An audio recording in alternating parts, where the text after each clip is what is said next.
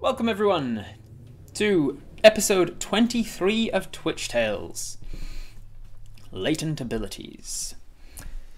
So, brief recap on what happened last episode, on episode 22. We began having just left off with Sally, the necromancer, bolting for her life out of town on the night. We quickly deduced that we were in no fit state to give chase, we having been knocked unconscious in the middle of the fight. The townspeople started milling around us, waking us up, trying to recover us as best they could. They somewhat interrogated Mosh, our recent companion, and Kathleen, the local badger, Knight of Kavasna. We were in no real fit state to give any sort of any decent explanation as to what happened, but we did our best to try and explain the fight between the three of us. The sort of default position of authority fell on Darren, the head, the most senior member of the Knight of Kavasna now, and so he took it upon himself to sort of to undergo this investigation into Sally's house, into the interrogations of Mosh and yourself, and when he felt like he was satisfied with your answers, or more realistically when her Schläfer, who was actually equal ranking with him, decided that he'd done enough, you were allowed to go. You were let loose to go and have a rest. You went back to the mayor's house. He put you up in a spare room for the evening. You were woken in the middle of the morning with some items that they had found in Sally's house to try and identify them. He showed you a statuette, and I think it was an amulet, both with insignias and symbols to presumably gods, one of which you recognized as Daesh, the god of death and undeath. An evil god that is considered unholy and not often accepted into holy pantheons alongside the other gods. So it seems she may have been worshipping nasty people. The other one, however, you didn't recognize, but it had a similar sort of image to it. Daesh is a symbol of a skull with its left eye socket showing, I think. A right hand, left eye socket showing, I'm pretty sure it's like that, from memory. Whereas this other symbol was a skull with its left eye on fire. In the morning, once you went back to sleep for the rest of the morning, you woke up around noon, having finally had a long rest with alongside Mosh. You were taken as part of an investigative team that will try and track her down and follow her, given your abilities with tracking, and Mosh's as well. And with Mosh's abilities as a recently found out werefox, you helped to keep that disguised from the rest of the party, and yet utilize it for tracking purposes. The rest of the town doesn't know yet that he is a werefox, but it was revealed to you at least that he is. He wants to keep it secret because most of the time when he is found out for his curse, he is either driven out of town or people try to kill him. So he wants to keep it under wraps, understandably. You went off into the woods tracking Sally's retreat until eventually it got to the point where you were straying too far away from Shadridge, with all of Shadridge's remaining strongest men and women, and so you decided it's too late. She's gotten away. She's had an 8-hour head start on us while we rested. We're not going to catch her, and even if we do, we might be running into a trap or something. So you decided to turn around to go back to Shadridge. When you got back to Shadridge, you went to Edith's house, Edith the apothecary, one of the first victims of Sally and her shadows, and that's where you talked to her about what she'd seen before. She mentioned having witnessed something like this before, and that's when she told you the story of her heading through a town as a much younger woman with some friends on a bit of an excursion through the mountains, and when she came across this sleepy little stopover town in the middle of the mountains, She was expecting to find some locals and a place to stay, but what she found was a deserted town, where it seems the people there hadn't left with any of their possessions. They'd left either in such a hurry that they hadn't taken anything with them, or they'd simply vanished. As the night grew longer and the shadows grew longer, she realised that the shadows were coming to life, and she managed to ride out of there while her friends were not so lucky. So she knew from experience that the shadows can be dangerous, and that after being touched by one of these shadows, a night's rest helps to cure it. And as we reach the end of her story, that's where we're picking up now. Apis is standing in Edith's abode, in her bedroom, as she's sitting up in bed, propped up by many pillows, looking very frail and very weak, but much more strong than she was yesterday, at least. Having just finished this story of shadows and nastiness in the wilderness, what does Apis do? What do you guys want to do? What do you want to do first? How is Apis at the moment? So we've got full hit points. We've not lost any hit points, I don't believe. Can't remember how many hit dice we have, but it's probably not full. As for our strength is still drained. We were taken down from 13 strength down to 10 strength in the shadow fight, and we only got one of them back. We only got 1 strength back on that night's rest. So we're still feeling a little bit weak, slightly above average for a regular human. Not that we are human, but the 0 to 20 system of stats in D&D is kind of based on an average human. Pretty sure we only get 1 hit die back after using them all that long night. Did we use them all? That's what I was trying to remember. I was trying to remember whether we've used all of our hit dice. If we have, then we've only got 1 of them back, in which case we've got 1 hit dice currently. Otherwise, if we used 2 of them, then we've now got 2 of them. Yes, Pockfin. So, as a part of Apis' mind, finally, and I was wondering when it would come up when somebody actually asks this, when a part of Apis' mind finally considers the fact that that they have a weir ally, they think about when it is to the next full moon, and they realise that it's only just been about a week since the last full moon, because a week ago we were in the elven sister villages, helping them with the prin harvest, the prin flowers. And the prin flowers only bloom on a full moon. We also think back to the time that the sheep went missing from the Colton's farm, and we realised that was said to be about a week ago as well. And Apis finally, definitively, puts 2 and 2 together and realises that Mosh, while he has already admitted to being the one to take the sheep, didn't say that he was doing so under the influence of being a fox, like that he couldn't control. But Apis realises that he obviously took the sheep on the last full moon. Should recover before trying anything else. Can we rest for 3 days while casually reading Sally's books? Yeah, I'd say that reading Sally's books wouldn't interfere with resting for 3 days. But while we are taking downtime to level up, you need to be training in leveling up. That's the kind of point of taking those downtime to level up. Is Apis will be training in whatever it is that we train in. So if we decide time to level up, then that means for the next 3 days, Apis is going to focus on leveling up. Apis is going to focus on training. Let's put a little poll out. A few people with a few different decisions. Stay for tea with Edith. Go catch up with Kathleen. Kathleen being the knight, the lead knight in charge of the Knights of Kavosna. She was still very weak after the shadow fight, so she didn't come with us on the hunt for Sally. What else is there? Edith, Kathleen. Somebody wanted to go talk to the mayor, right? Franklin. Spend time with Franklin. Franklin's our friend.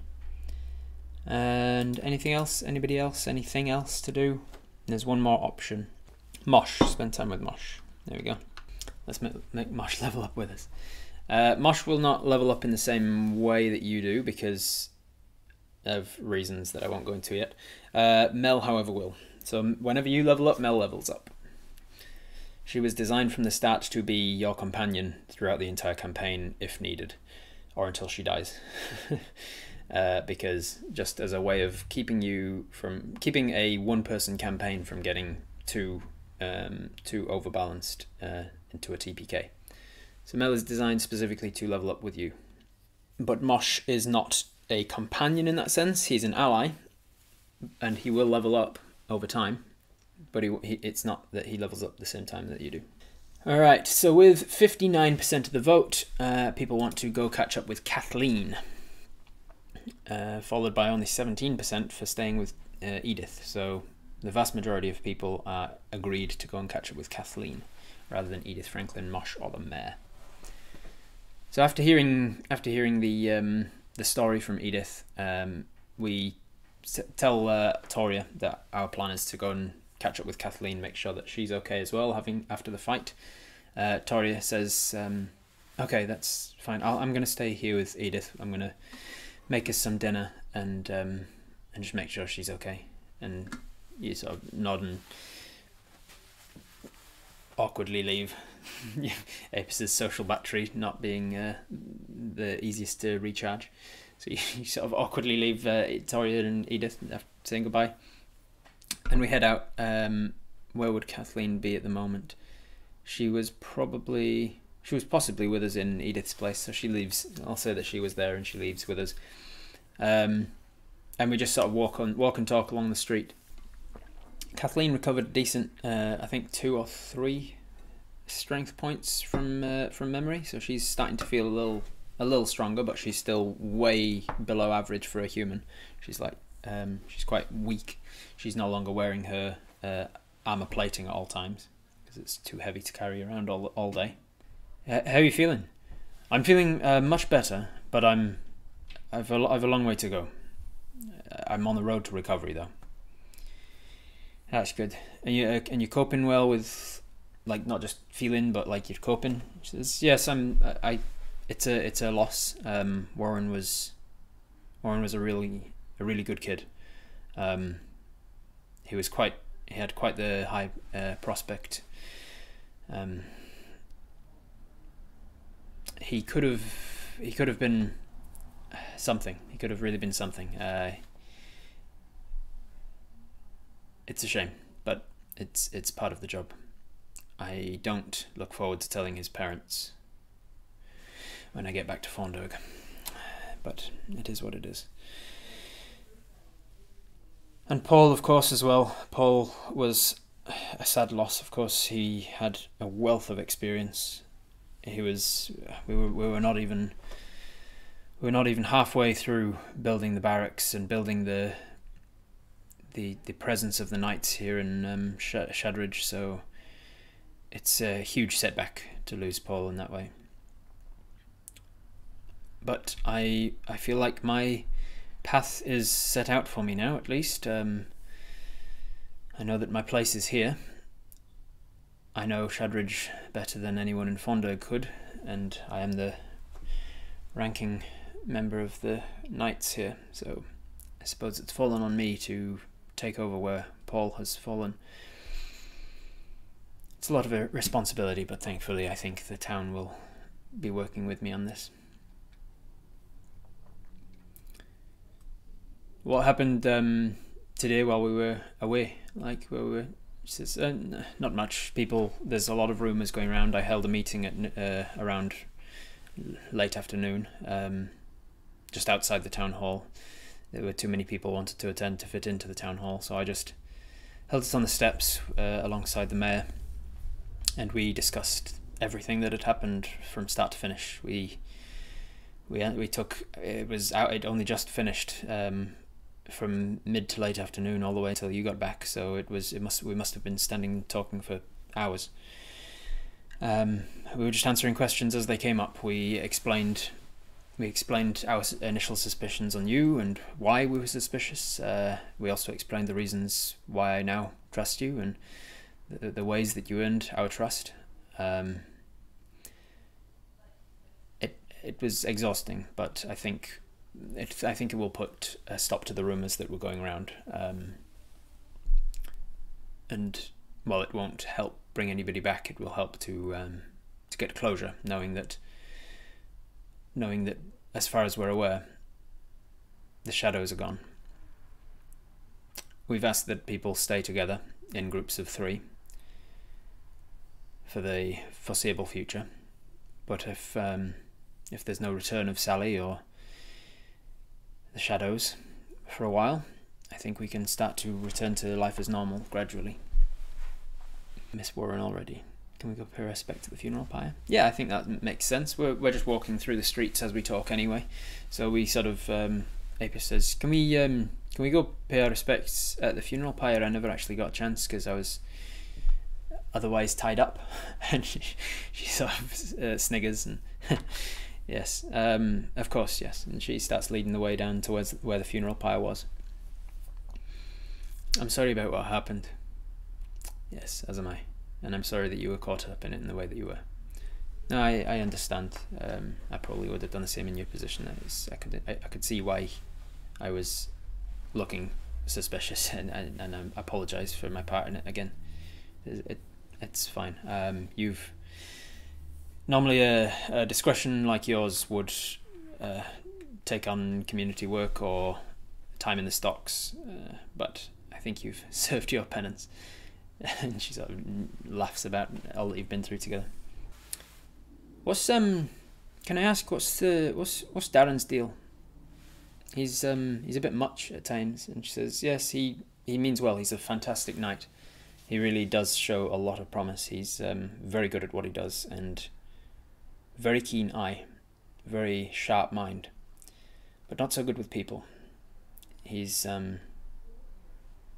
I don't know if I never went into his family history with him, but it's not really appropriate for the job. But I feel if I was to guess, I would say that he didn't have many friends growing up. He has a very sharp mind and is very knowledgeable about a lot of things. He shows a lot of promise, but he's not the friendliest sort. He's just focused on his job is all. But he's a good man. So we arrive at the funeral pyre. There's no evidence of the bodies that were burned there through the night, but the wood remains, and there are a few other people standing around, sort of paying their respects as well. Just sort of sitting on chairs that they brought out from dining chairs and things that they brought out from their nearby houses. And they see his approach, and a couple of them give a nod to Kathleen. One woman stands and starts walking her way over to you, and you've not met her before. She says, I just wanted to say I'm sorry for doubting you, and Kathleen told us what's happened, and I'm sorry that you got caught up in it. I'm sorry that I was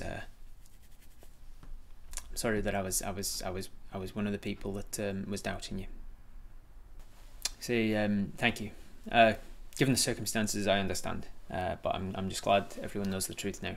She accepts your thanks and goes to sit back down. Sits next to an older gentleman, and they both kind of just stare at the pyre.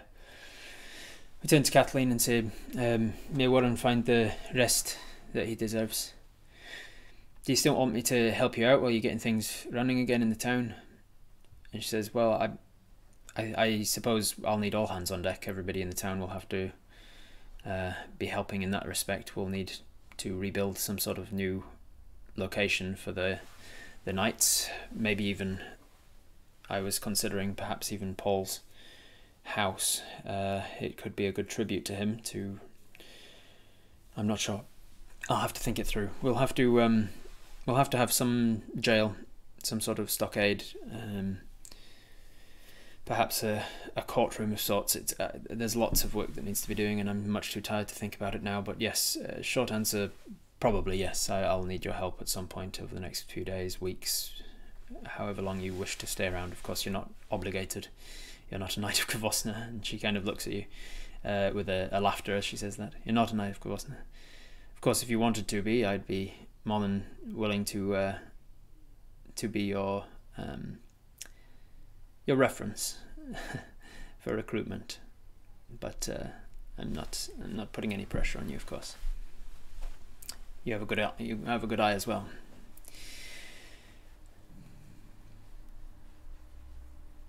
I forgot what was a proper spelling of characters' names. We simplified to Paul. Yeah, true.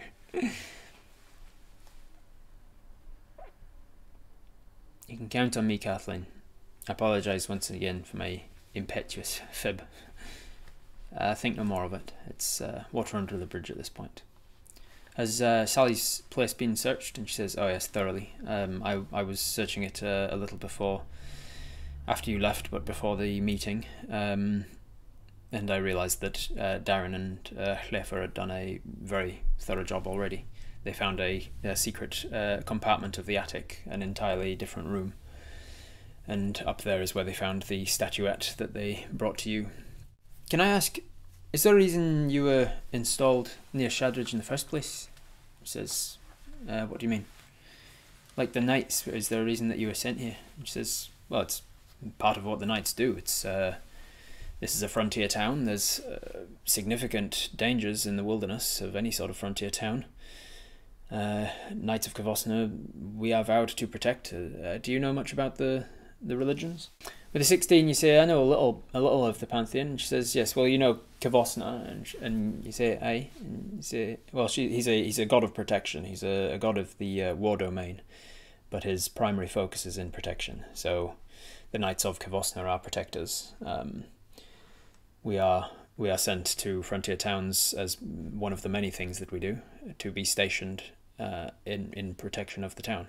At first, while the town is developing, as this one is, we are sent as field knights, and then some of the field knights may decide that they wish to settle in the town and become town guards. Otherwise, they will be moved on to another field to protect roads, to seek out and slay monsters and in their lairs, to drive back the dangers of the wilderness from civilization. Many things like that. We were sent to help the frontier town out as the town grew. Option to get the information to headquarters of the Knights, like the Bureau of Investigations. She says, yes, there's ways that we can communicate. I've been in communication with Fonderg. We're using pigeons at the moment, but I will need to travel to Fonderg at some point over the next week or so to tell them the news in person. I think it's much more than should be written in a letter. I have put the information in a letter, but I will follow it on foot as soon as I feel like my absence won't be missed in the town. Ask her what's involved in becoming a knight. Just out of curiosity, what would that involve to become a knight of Kavosna? She says usually you need a standing knight of Badger level or above to vouch for you. There is an entrance interview there to ascertain whether you are the right sort of personality, the right fit for the role. There is a membership fee to be paid, and then there is a ceremony in which your weapon of choice becomes blessed, and you swear an allegiance to Kavosna. You can continue allegiance to other gods, of course, but you swear that you will protect those that are requiring protection. We mentioned how we were an unofficial town guard before we were arrested, and often helped the town, and we'll continue to help in the future. So we have a bit of leeway with the knights. She says, yes, of course, I understand. Of course, in future, now that we have this rapport, I will at least not have to be reminded. I will not have to be told who you are or what you are doing on a particular land or investigation. Of course, if I feel you're in the way of an investigation, I will politely ask you to back off, unless, of course, you are one of the knights. She sort of jokingly hints again. How much is the fee? It's 20 gold pieces. 20 gold piece entry fee to join in the knights. But once you are a knight, you start to earn money through taking jobs and things. They usually have like a notice board, that has jobs on it that you can take, like side quests and side missions and things, if you need more money. All right. Is there anything else we need to talk to Kathleen about? Otherwise, are we going to move towards going to sleep for the night, because it is probably getting slightly later into the evening now. If we wanted to sleep on Jack Creed's farm or Colton's farm, they are a significant walk away, so we would need to start making treks now, essentially. Sleep, sleep, sleep. All right, most people are saying sleep, sleep, sleep. This part of Apis fears the potential bureaucracy of being a knight. It's always a consideration. All right, so anyone objecting to wanting to go to sleep right now? Is there anything else you wanted to do on this night? Practice the pipes before bed. Yeah, we can practice the pipes one more time before bed. Tell her we'll think about it and get back to her later. Don't think it's the right time for us to become a knight. Yeah. Epi says, I appreciate you pushing, and I understand why. It's not the right time for me yet, but I'll definitely consider it, and maybe in future. And she says, yes, I didn't mean to push. I know, I was only sort of semi-joking, but I think you would make a good knight. Anyway, speaking of good night, she says, and then bids you adieu and heads off, leaving you by the funeral pyre. All right, so there's no one objecting to calling it there. We're going to try and find a place to sleep. So in town, out in the wilderness, back to Jack Creed's farm or back to the Colton's farm. Those are kind of your options, I guess. All right, most people are saying that we're going to stay in town. Is it with Franklin or at the inn? Almost unanimously, people say in Franklin. So we start heading off. We say our respects to the funeral pyre again, and nod our respects towards the people who are watching. The woman that was spoken to us before is now just silently weeping. We turn and leave as the shadows of the night are getting longer. It's getting into late twilight now. As we arrive at Franklin's house, knock on the door, and there's a minute or two, and just as we're about to knock again, the door opens and Franklin's there. He looks like he's still just kind of in shock. Hey, Franklin, do you mind if I come in?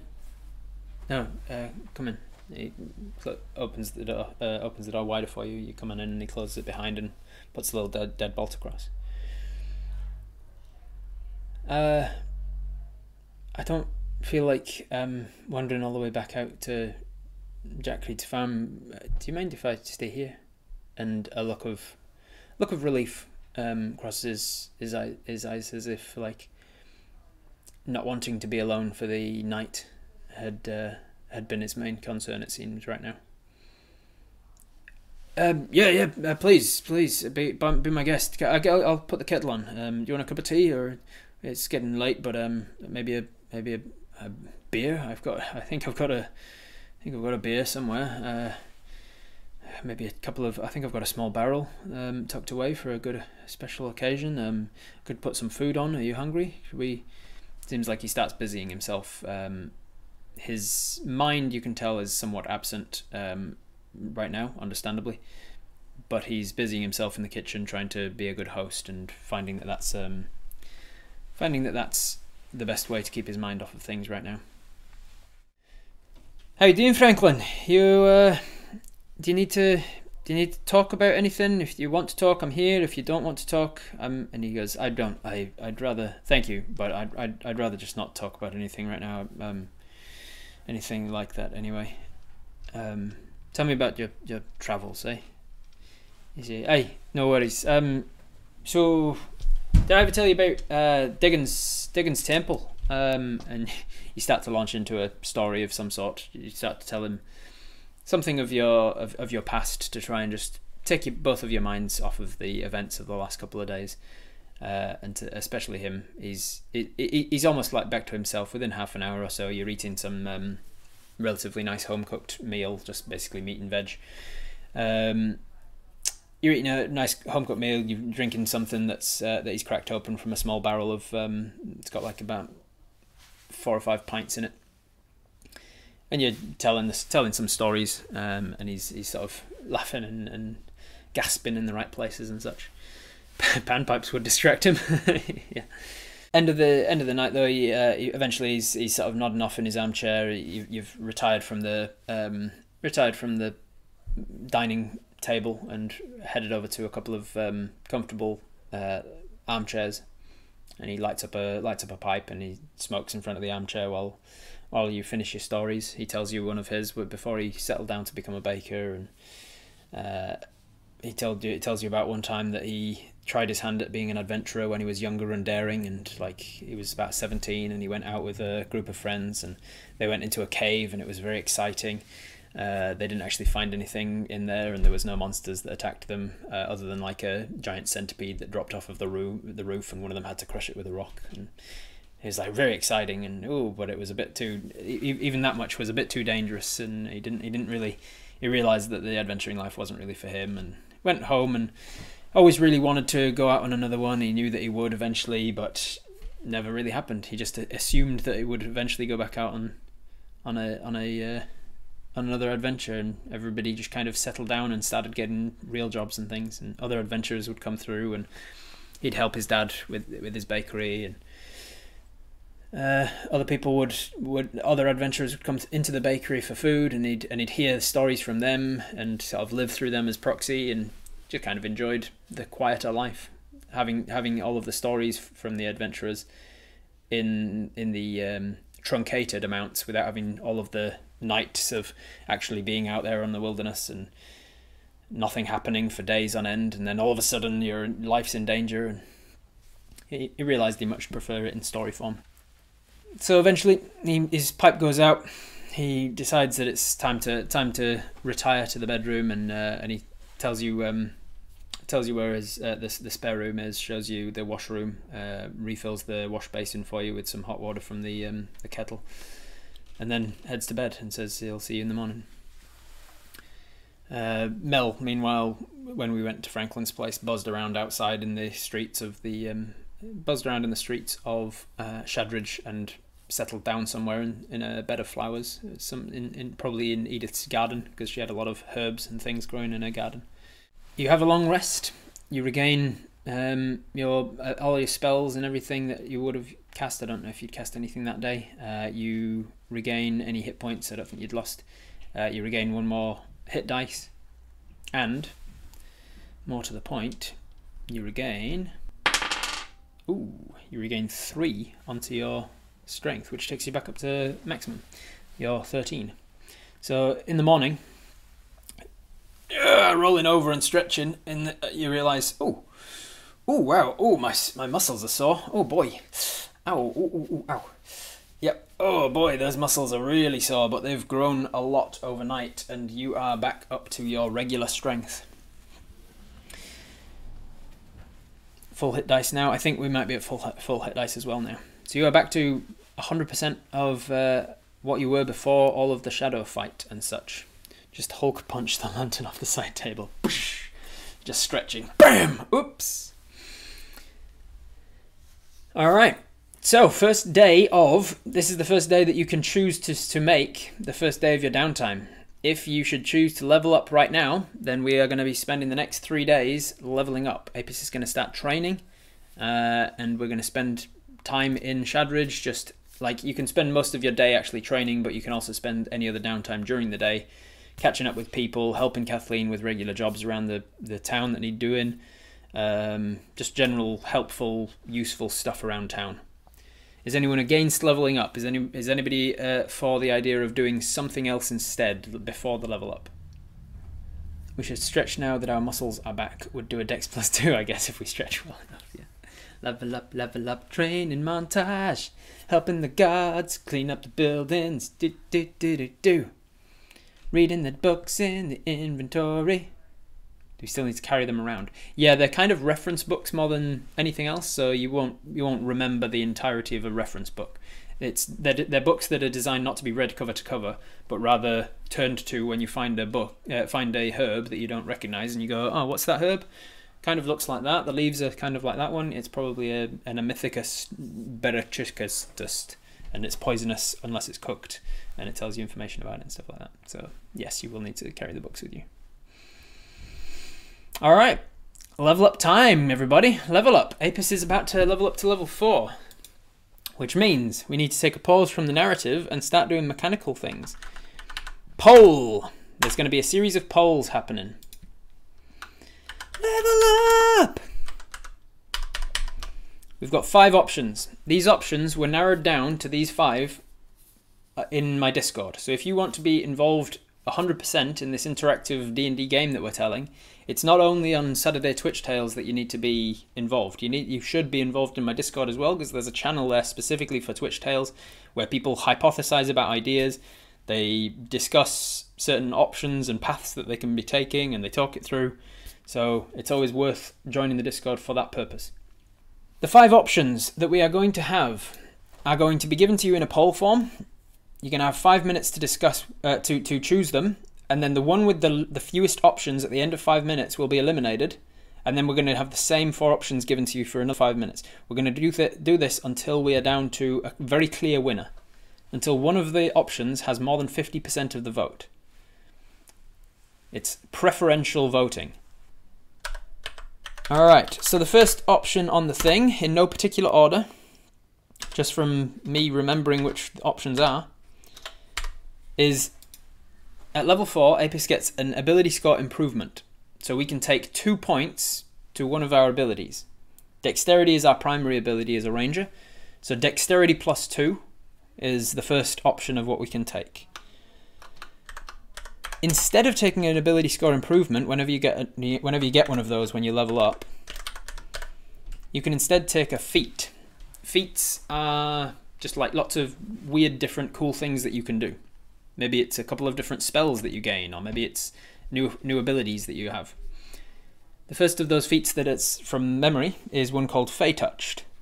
And Fey Touched gives you the ability to Misty Step and a bunch of other stuff. There is also a feat called Lucky, which is very straightforward. You just gain 3 points per day that you can use for re-rolling things that you don't like. If you roll a 1, you're like, nah, actually I'm just going to re-roll that with a luck point. And then it is Shadow Touched. Like Fey Touched, but touched by Shadowfell instead of the Feywild. It gives you a bunch of abilities and new magic and things.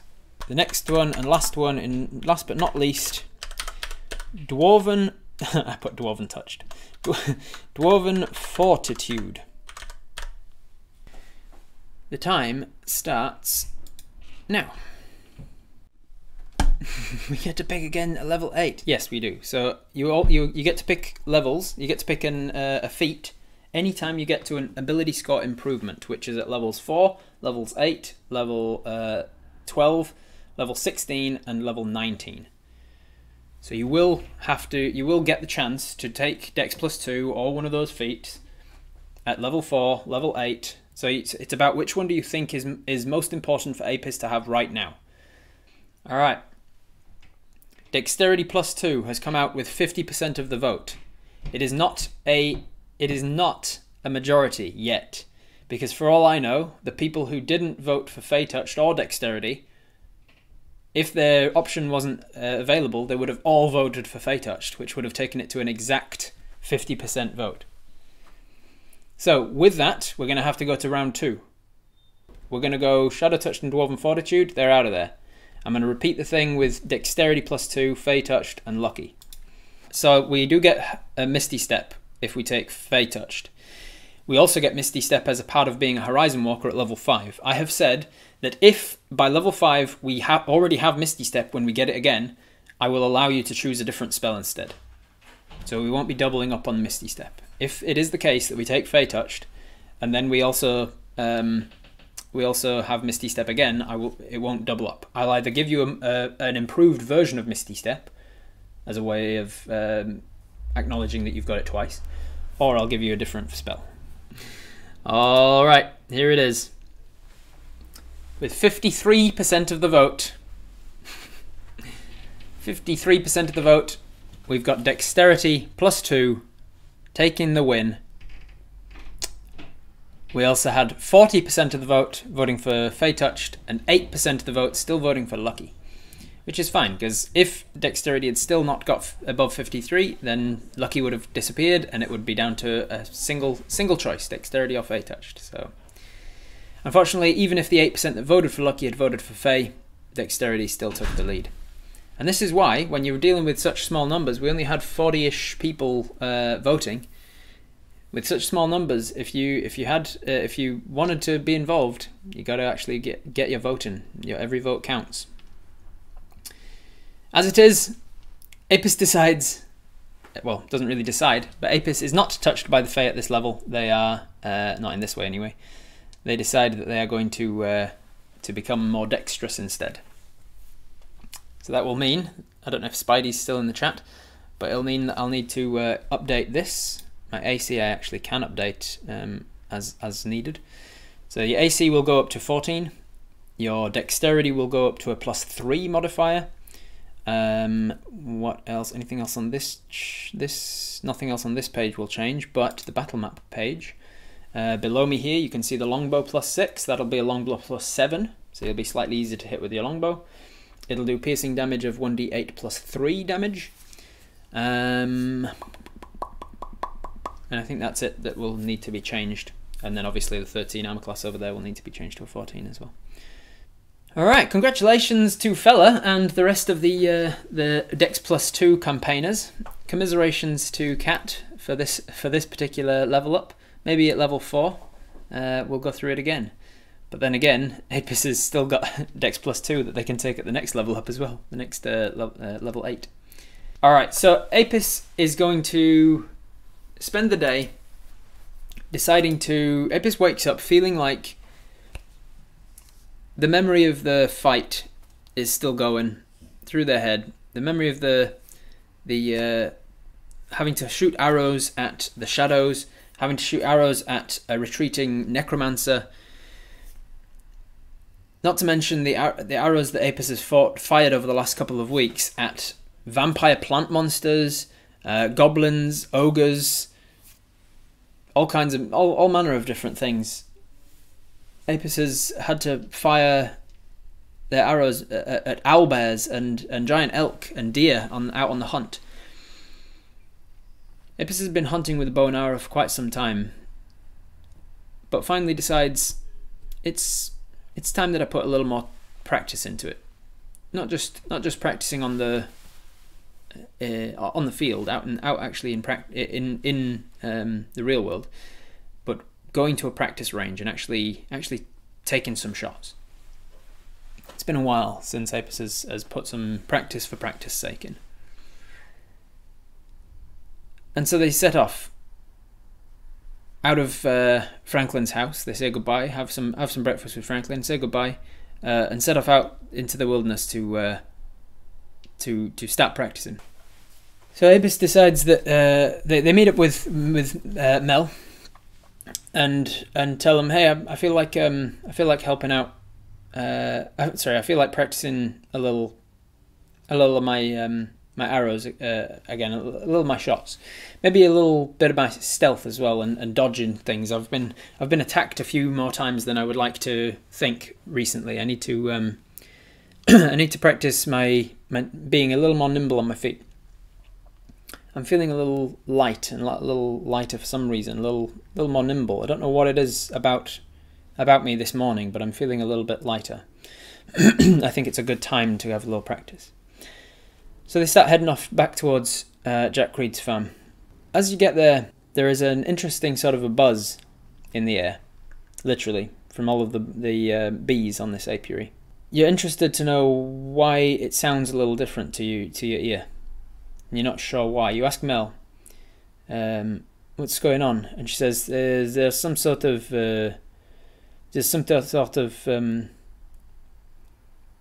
excitement. They've found something that maybe not flower. Let me find out, and I'll tell you. And she sets off across this field in the direction where you can see in the distance like quite a visible cloud of bees. So they're all kind of accumulating nearby the tree line on Jack Creed's farm. You see her buzz amongst the crowd, and they somewhat disperse as she arrives, and then she settles on the ground right near the tree line. We continue moving that way, walking towards her, but she flies back and meets us about halfway and says, "There's they're buzzing because there's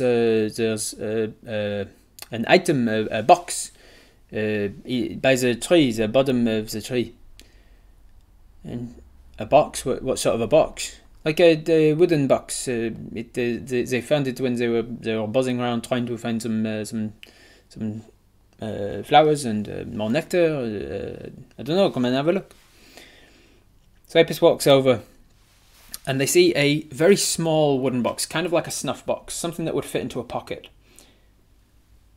It seems very nice wood, like really fine hardwood that has been very professionally oiled and varnished. It's been well looked after. But it's dropped into the base of this tree. It's dropped by the roots of this tree, and it seems from the way that the various plants have started to grow around it, it's been here for a little while. Not years, not on the scale of years, but maybe months. We see this little box, and looking at it, we sort of push the plants aside. And it's a very nice little ornate wooden box with some nice writing on it that we recognise to be Sylvan. The writing seems to be a name. It says Bobby. We pick up the box. Doesn't do anything to us when we touch it. But we're curious. It seems to have a lid that would open. Apis pops it open, and it has like a little latch that keeps it closed if you just press it. Opens up, and inside Apis sees some very well designed and very well carved dice. It seems to be bone dice that Apis has found in a very nice wooden carved box. Not sure what they are, or whose they are rather. That's all you can really ascertain from them. So you pop the box closed and pop them in your bag. But you feel like you're being watched. You have an unshakable feeling that you're being watched. Since you picked up the box, there's just something. You're the product of somebody's scrutiny now. You look around, you don't see anybody.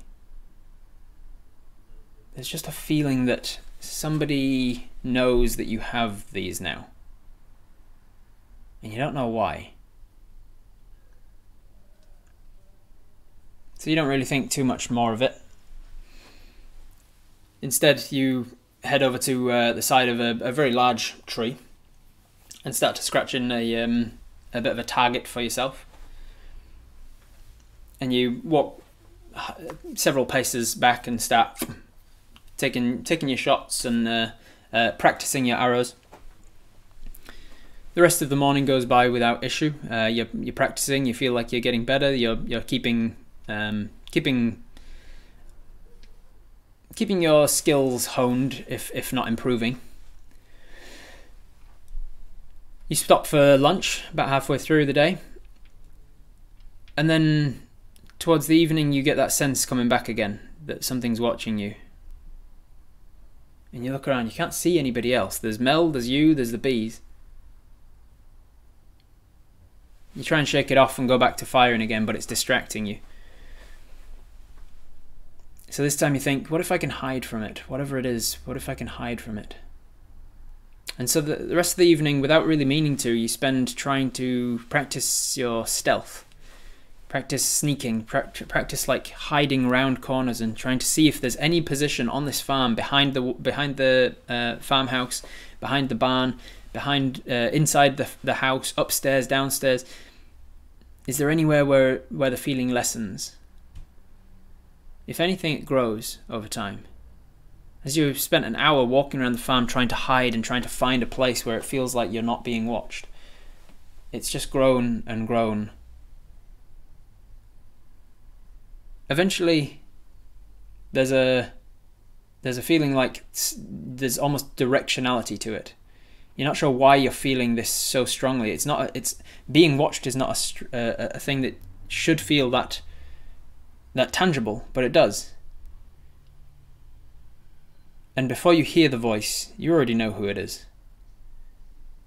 As you turn towards the tree line, you see a small, green-clad, plump little cherub of a man staring at you and says, "Hello again."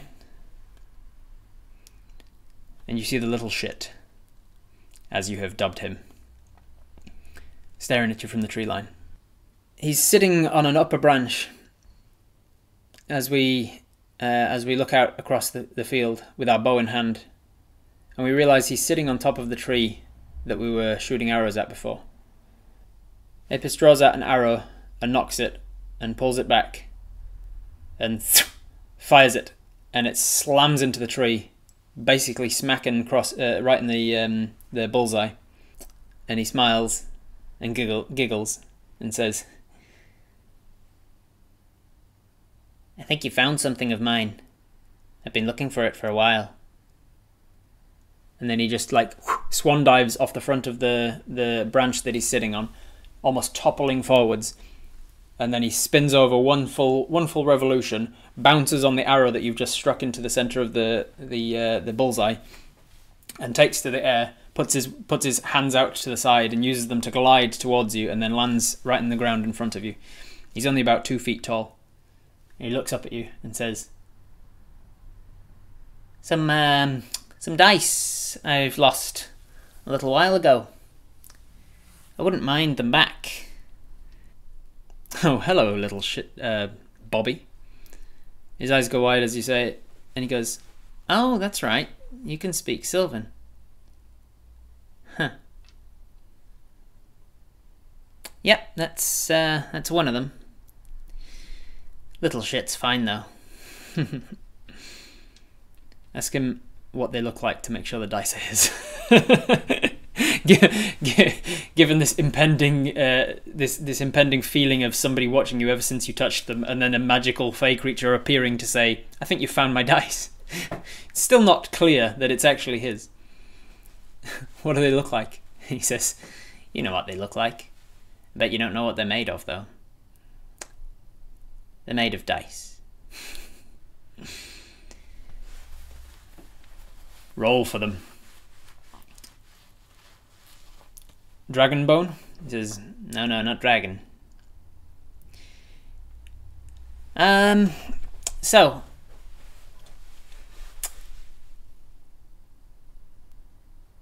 what can we do about this situation? You have my dice. I want them back.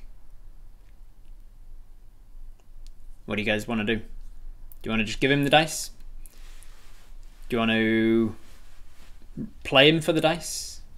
Do you want to ask for something in return? Can I roll them before giving them back? 75 gold pieces. What do I get for giving you them back? You can't just give me them back.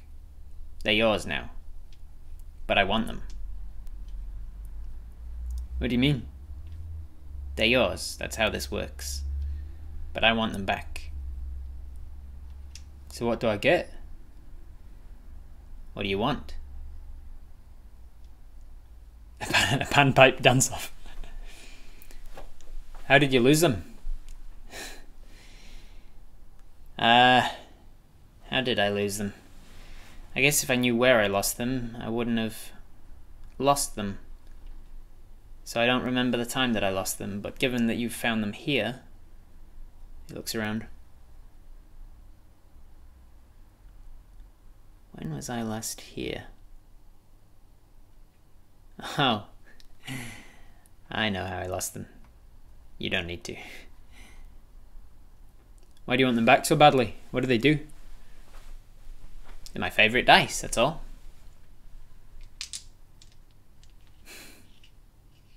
You want a favour? Like to play a game? A favour? Why are they mine now? Possession is a little more complicated where I'm from than where you're from. I don't want to get into the ins and outs of it, but suffice it to say that they're yours now. And you can't just give them to me. Or rather, I don't want you to just give them to me. What if I give him a little roll? And he says, be my guest. I'd be able to roll them. He smirks. And he starts to fly. And he gets to about head height with you.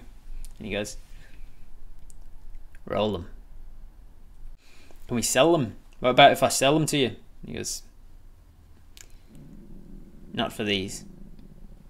They're beyond money. I want a favour. Oh, now you're talking. You want a favour? Okay. We can make something out of that. He thinks for a second, and then he sort of like lies back, and he just kind of like crosses his legs and ponders, lying backwards in the air, and just gently spins. What happens if we roll them? He says, there's a way to find out, isn't there? Hey, asking you. What if I was to tell you that rolling them could be beneficial to you?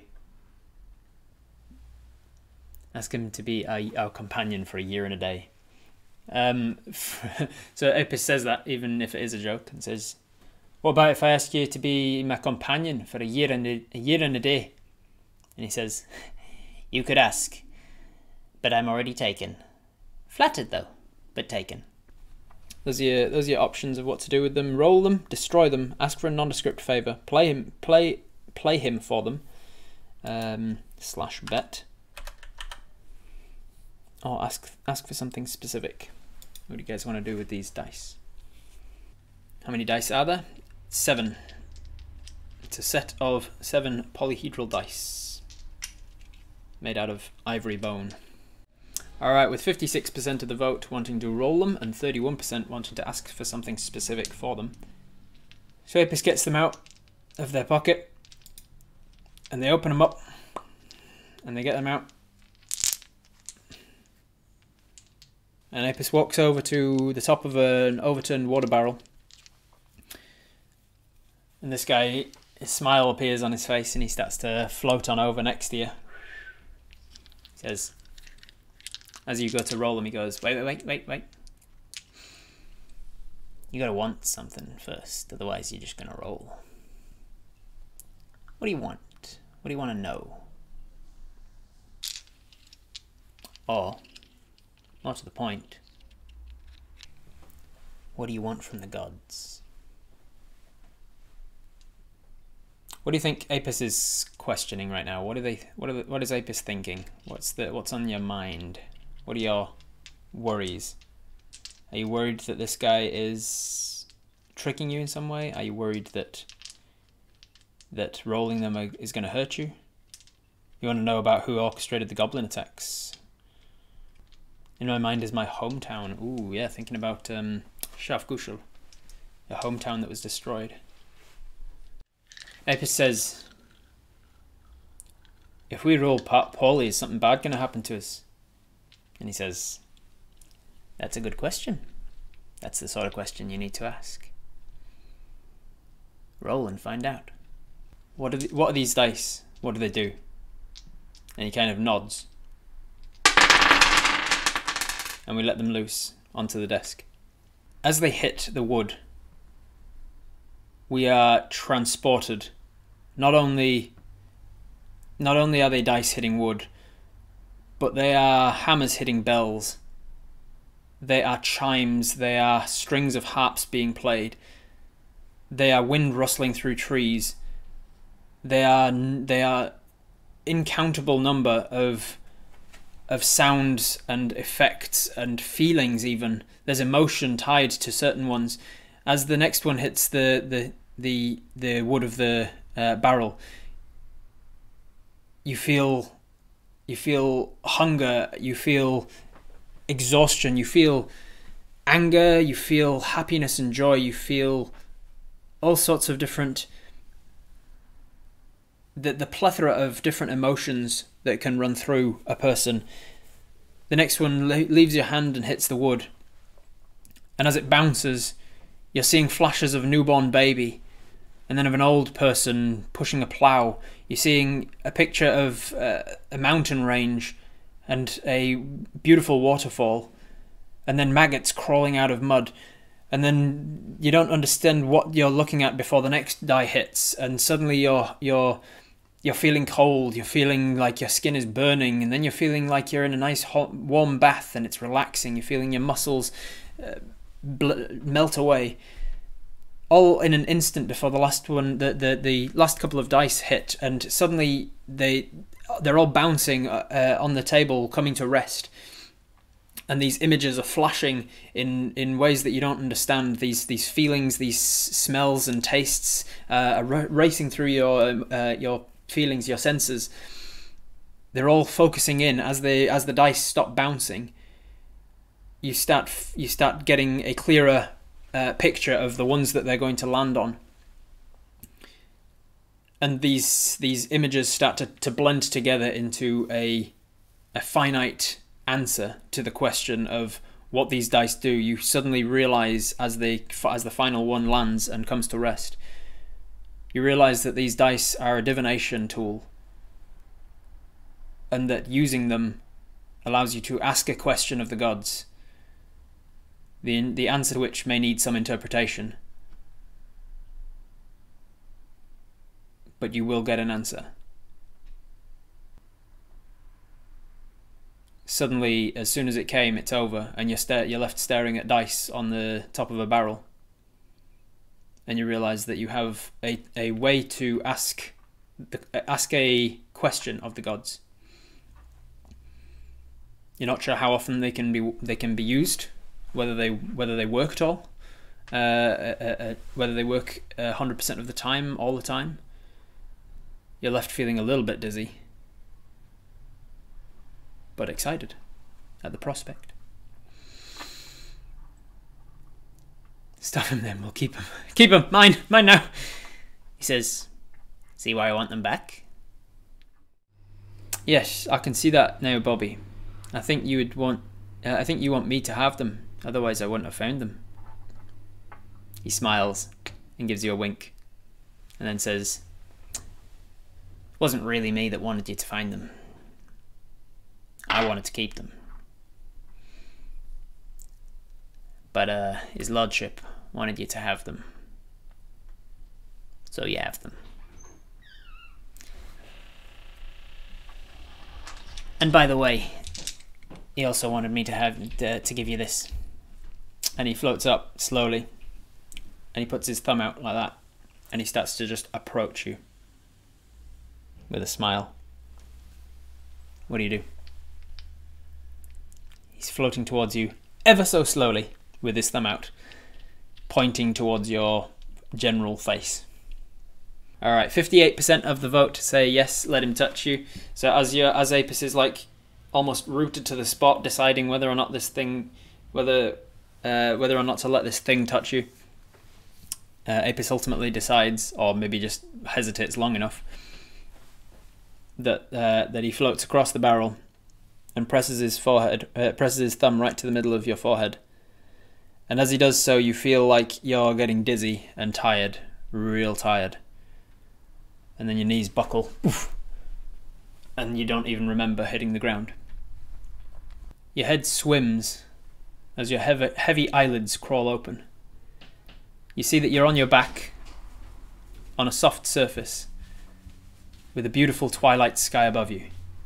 And standing near you, a dwarf man in his fine green suit and brown top hat. So, says the dwarf, you're a horizon walker. Fascinating. He raises his fingers and a vine sprouts beside him, quickly blooming into a yellow buttercup which he plucks from the vine and hands to you as you sit up. It contains an amber liquid, and he conjures one of his own and takes a sip. You see a large white manor behind him next to a lake. A horizon walker. I think we have much to discuss. You tip the amber liquid onto the teal grass as you shift your weight and stand up. The dwarf stands with you and gently reaches out and places long copper fingers to the buttercup hanging by your side and pushes it up to you once more. You feel the weight of it change as it refills with the honey tea. You should drink that, the dwarf says. You'll feel less dizzy. Before you have time to think better of taking unknown drinks from strange men in the forest, the warm nectar is already passing through your lips, as you've seemingly trusted this dwarf's words implicitly. The juice is sweet but tangy and has a sharp aftertaste. Almost immediately your head feels less fuzzy, however. The drink seems to dislodge your voice on the way down, which had gotten lodged halfway up your throat. Where am I? You ask. What's your name, Horizon Walker? He asks, ignoring your question. You pause again, and then ask again. Where are we? He pauses to choose his words carefully. There are things about this place, customs, if you like, that you don't yet understand. Names must come first. What is your name? His answer puzzles you, but you answer, Apis. Apis? He pauses, as if waiting for more. Your kind normally greet me with the whole genealogy, Apis. No clan name, tribe, family, father and mother.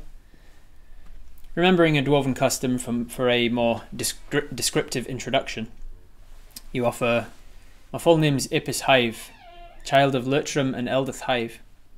What's yours? Having been turning to walk away as you say this, he stops, and once again establishes eye contact. A smirk appears, which grows quickly into a wide, merry grin. Is that so? Fascinating. He stares in awe and excitement at you for about 30 seconds of silence, before you think to repeat the question. But as you open your mouth to speak, he preempts you. You may call me what you will. I have many names, and while none belong to me, I am happy to use them for your purpose. I trust you'll find one to your liking in short time. Come, let us walk. You stand fast. You stand fast. Where am I? Well, what better way to answer than with a tour? The merry gentleman in front of you says with a flourish of his wrist. His hair seems longer and auburn curly now, though you don't remember it changing. You think how you better be cautious of this stranger, but you also realise at the same time that you're already walking alongside him as though your legs had a different idea. The thin trees wake way towards the white manor on the hill. Your kind have many names for this place, but the one you're most familiar with is probably the Fairylands or the Feywild. Your eyes go wide in astonishment. Yes, rather, he says in answer to an unspoken exclamation. He leads the way across a perfectly manicured lawn towards a large white marble manor with cylindrical pillars flanking a large double-door entrance. Welcome to my home, Apis Hive, Horizon Walker. Why'd you keep calling me that? He turns around to face you from atop his wooden porch, his copper skin glistening emerald specks as it catches the light, and flashes that merry grin across his dainty features. You don't recall him changing, but you're sure he was a dwarf until recently. Now, however, a tall, lithe, almost elven person stands there in perfectly fitting green plant suit and top hat. Because, he exclaims, as if it's the most obvious thing in the world. It's the only explanation for how you got here without my knowing about it. He looks puzzled for a second. Is it perhaps the first time you've stepped? You answer his question with a blank expression on your face, clearly, as his delight becomes palpable. Oh, wondrous days! How the gods have blessed me. Well, my dear Apis, it seems your family is ripe with latent abilities. Allow me to show you how to use them. And flashing a delightful merry grin once more, he bows low with a flourish and steps aside to offer entry to his manor. And then a moment later, it fades and your eyes come back to yourself, and you are lying on the cold grass just outside the back of Jack Creed's farm.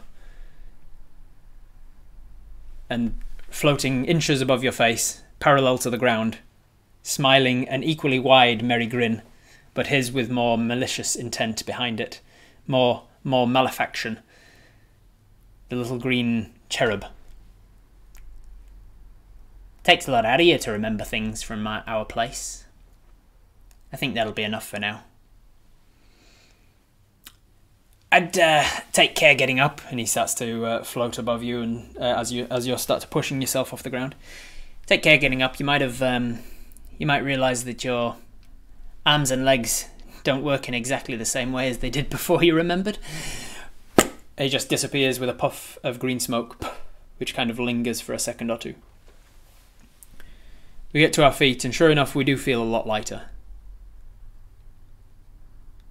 We're not sure what the hell just happened, but that was definitely a memory. That was a memory that led on from a memory we had recently. We're starting to remember more about what happened in the Feywild. We spin round looking for him, and the speed at which we spin, it seems we feel a little more lithe, a little more dexterous, a little more able on our feet. Instinctively we grab our bow and arrow and sort of just look around for if this guy's still watching us, but the sense of him watching us has disappeared. Thinking about his words, we draw back the arrow and take a shot. And we didn't take as much time to aim and stay calm as we maybe would have otherwise. And yet the arrow struck true, right into the makeshift target in the tree. We look over to the top of the barrel, top of the table that we were using, and the dice are still in the position that they were before he touched us. So Apis goes and picks up the dice, puts them back in the little wooden box, pushes it shut. It still says Bobby on the front. Apis pops it into their pouch, not really sure what to do. And then you hear a buzzing, getting louder, and you look over and you see Mel buzzing over from where she was, over the other bees. She goes, "You okay? What happened? I looked over and saw you were on the ground. Are you all right?" "Yeah, I'm all right. I just met that little shit again. That one that was being a little shit while we were fighting the Displacer Beast." "Oh, what did he want?" "I'm not sure. He said his master wanted me to have something, and then touched me, and I passed out. But I remembered more of what happened to me when I went back to the Feywild that time when I was a kid. And he gave me these, and you get out the little box and show. What is that?" It's just dice. Why does he want you to have dice? I don't know. I don't know if he does want me to have them. I think the Diggin fella wants me to have them. But they seem to like tell the future or something, or like I can ask questions of the gods. I'm not sure. But Apis makes the decision in this moment that the dice are potentially powerful, potentially dangerous. We don't know what the cost is to them and whether there is a cost to them. We certainly don't trust the little shit. And so a gift from the little shit could be something that we would want to look into more before we start to use them more. So Apis resumes what they were doing with the training, and spends the rest of the day finishing off the arrow training that they were doing, and realizing that they are significantly better now. They're like 5% better. The rest of the day goes by without incident, no return from the little shit. Then you have a rest, presumably here at Jack Creed's farm, unless you wanted to rest somewhere else. Where would you guys want to rest? You're already on Jack Creed's farm. You see that nobody has come to Jack Creed's farm during the day. Toria seems to have decided to spend the day with Edith. here on the farm, here on the farm, here on the farm. All right. So Apis has a once you get too tired and you've lost a couple of your arrows, maybe you whittle up a couple more, maybe just to replace the ones that you've lost. And then you head back into Jack Creed's farm. You let yourself in. You find an unlocked door that you can go in through, and find a nice bed that means you won't have to be out in the wilderness, out in the stars. There's a bit of a light mist coming in now. It's probably going to bring a bit of showers with it overnight. So the next morning, morning 2 of your 3 days of level up downtime, you wake feeling lithe and chipper and able to move quickly. You hop out of bed and you make your way downstairs and you start to cook something up in Jack's kitchen. So I reckon you spend the rest of the day doing some more practice around the farm. You start practicing some acrobatics. Maybe you feel like you're just in the mood to train, and it's almost from a different source. You're left with the memory that was where it was cut off, with the merry gentleman telling you that he will gladly try and help you unlock and use your latent abilities, and whatever the hell that meant. But you feel like the training you're doing is just coming to you. You've never really had training in acrobatics before. So you spend the rest of the day doing that. You sleep on Jack Creed's farm the next morning. You spend the next day also all on Jack Creed's farm. You're starting to practice. You get Mel to have a bit of a sparring match with you, and you're training your dodging. You're training your dexterity saves, jumping out of the way. You're training your initiative, taking the initiative during a fight. And after 3 days of training, you're feeling like you're less supernaturally inclined to continue training. The drive to train was brought to you by some sort of like a forgotten memory, like it's been a while since you trained, and so you feel like you needed to. And then you wake on the 4th day and you're level 4. Mel was leveling up during that as well. You were training alongside Mel and she was leveling up as well. So you are level 4 now. Congratulations, your dexterity has gone up. I can change the AC easy enough. I can just go into here and do that. Bada bada bing, bada boom, bada bing, bada boom. Your armor class is slightly harder to hit now. I don't like how heavy a hand the MG has over us. Yes, you don't even know what he has over you at the moment, or what he wants from you. Oh yes, HP roll. Thank you for the reminder, JC Winner. So in my games, I always allow re-rolling of 1s when you level up, because rolling a 1 on your hit points sucks balls. Nobody likes it. So that means that the average is exactly the average of rolling. So there's literally no benefit to taking the average, because normally the average is actually 0.5 above the average of the dice. And so it works out slightly better over the long run to take the average each time. But because I allow rerolls, the average is the average, so it makes no difference. You can either take the average or you can roll. Rolling just is more exciting because maybe you get something better, but maybe you get something worse. Because we are a hill dwarf, we're already getting a +1 to our health every time we level up anyway, which is why we're only level 3 with 38 health. That's significant margin of health there. So we're going to put to poll, are we going to roll or are we going to take the average? Alright, so 85% of the vote wants to roll for the hit points rather than taking the average. And because I like to actually roll dice, I'm going to roll proper dice. So this is an Apis dice specifically. It is a D10. A 0 is a 10. If it comes up as a 1, we re-roll it until it comes up as any number other than a 1. Bum bum bum bum bum bum bum bum. 4. You see that? 4. 4 hit points plus 2 from Con is 6, plus 1 from being a hill dwarf. That's 7. We're getting an extra 7 hit points from leveling up. So our 38 now becomes 45, which is pretty good. That is pretty good for level 4.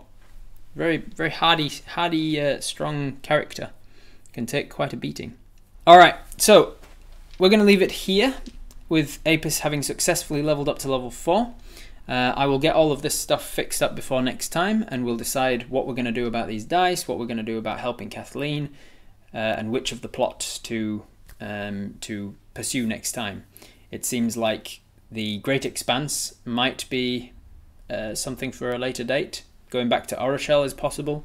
Kathleen did say that she needs to go to Thornburg at some point to talk to them and to tell them what's happened, so Apis might tag along to see what the next city along is, an actual larger town of Thornburg and things. So there's lots of different options for us to pursue. We might pursue Sally still and try and work out what's going on with her.